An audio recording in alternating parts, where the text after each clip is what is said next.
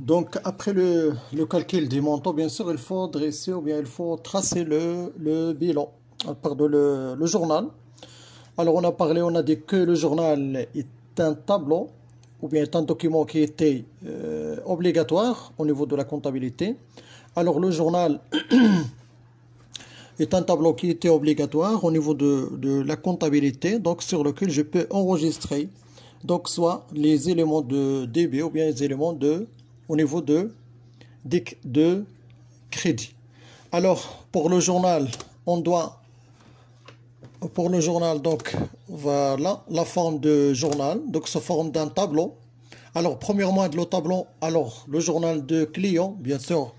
Pour la question est dressé le journal des clients et le journal des fournisseurs. Alors pour le client, il a effectué un achat de marchandises. Bien sûr, nous savons tous que les achats de marchandises sont au niveau de débit.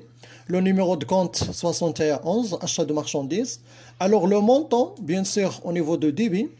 Quel est le montant que je dois inscrire au niveau du journal? Donc soit le montant brut ou bien le dernier net commercial. Donc vous avez déjà les numéros, donc on a une réduction commerciale, c'est-à-dire le net commercial que je dois mettre, le dernier net commercial qu'on a trouvé. Donc bien sûr, c'est le 5300, le dernier net commercial c'est 5282. Donc bien sûr, il faut remplir par les montants qui sont dans le dernier net commercial. Après, le client il a effectué un état, ou bien il a payé un état TVA récupérable sur achat.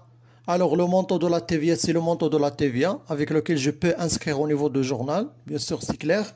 Alors après, il a payé le transport, ou bien ce qu'on appelle le port.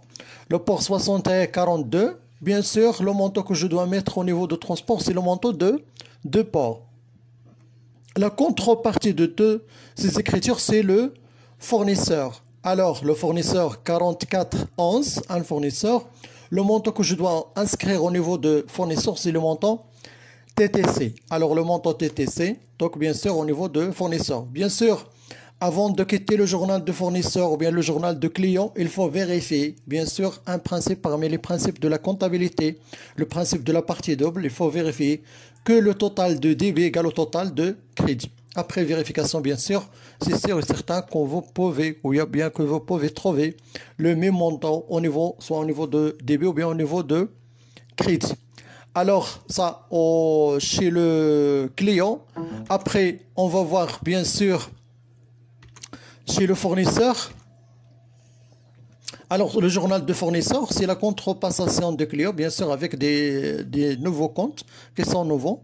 Donc, bien sûr, au niveau de fournisseur, il a effectué une vente de marchandises. Toujours la question, qu'est-ce qu'il a effectué le fournisseur? Il a effectué une vente de marchandises. Aussi, il a payé, ou bien il a facturé une TVA, état TVA facturé au niveau des ventes. Et il a aussi donc fait une vente qui était une vente accessoire au niveau de port ou bien ce qu'on appelle le vente produit accessoire. Donc bien sûr pour le client 34,21 au niveau de débit. Donc le montant de client c'est égal au montant de fournisseur, le montant TTC. Les ventes marchandises, bien sûr, comme les achats de marchandises, le montant brut ou bien le dernier net commercial.